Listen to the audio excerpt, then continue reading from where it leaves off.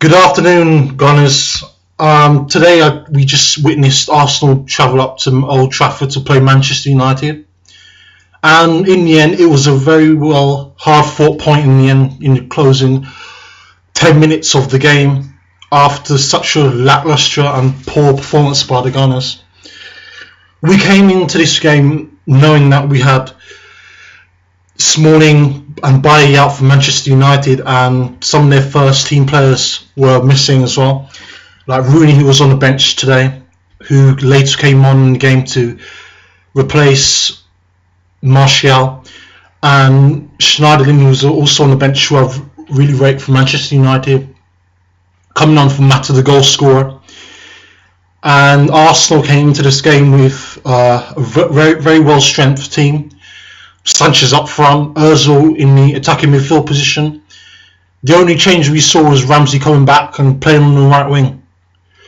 But let's get back into this game. So it really struck me when I saw Ramsey starting on the right hand side, knowing how poor he has been recently out on that flank.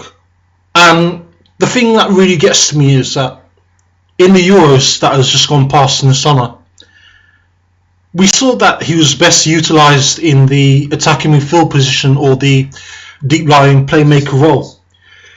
But we just seem to keep on wasting him out on the right-hand flank all the time, and it's really frustrating, not only me, but millions of Arsenal fans all over on the social media platforms, like Facebook, for example. And he's not doing himself any favours as well, because he's been very inconsistent. I mean, there's been times where we've moved him into the central midfield and he still plays poor, regardless of whether we station him on the pitch.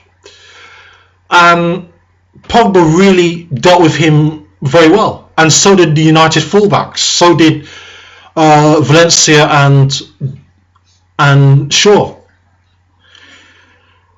Ozil was very non-existent throughout the games, I thought. Sanchez just looked very isolated as normal when he comes against top-tier centre-backs such as Daley Blind and Marcus Rojo. And he hardly troubled De Gea at all. Gary Neville put it right when he said that Arsenal looked very lacklustre, look very isolated and poor up front going forward. And defensively, I don't think we were too well as well. Because that goal for Mata, where Ander Herrera slotted it in for him, the fullback Monreal looks so slow, he looks so lethargic, weak, he just looks so out of his depth. And you just wonder, is he really our first choice left back? He's getting older, he's 31 now. And you're just thinking, is Wenger going to need to start looking to invest in a new left back? Because now I just don't see any viable, valid competition at any of the fullback positions. Jenkinson looks very weak. He looks very inexperienced, even though he's around 25 now, and he's been getting a lot of first team Premier League football. Whether that may not be at Arsenal, he still had a lot at West Ham, especially last season when they had a brilliant season, and he looks like a championship player. Luckily, he came off for Oxlade-Chamberlain, who made that great cross to cross it into the head of Olivier Giroud, who I thought should have been starting this game. We needed his power and presence, his hold-up play as well. And there was so many calls for him to be substituted on for Ramsey, who was probably our worst player on the pitch this game. And you sometimes wonder why Wenger doesn't make these changes earlier. We've been saying it for years now, that Wenger needs to start making changes immediately when the second half is starting. Because the first half, our playmaking, our build-up play was so awful. We had no pace, especially on the right-hand wing. We had no direct play. It was the same sideways passing. El Neni was very poor, And I actually start to agree with some people on Arsenal fan TV that he's looking very average. You know, he really doesn't look like a £5 million player, because obviously we didn't spend a lot on him when we purchased him from Basel. And this may sound a bit silly to you, but I think that Xhaka should have started, because Xhaka, despite his poor disciplinary record, at least he has that quality that can score goals and pulls off some great long passes that we so desperately needed. I mean, Santi Cazorla is out now for God knows how long, because with Arsenal you never know how long these players are out for, because the manager and the medical team always come up with some fabricated time that tells people the false, not genuine story.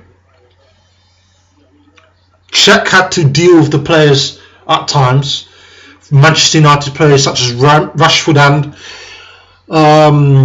Martial, but he was getting no aid from Koscielny and Mustafi. To be honest, apart from the 85th minute, I thought it was a poor team performance all round. And Walcott today could not influence the team at all. He's meant to be one of our leaders. He's been a captain for us in the past before.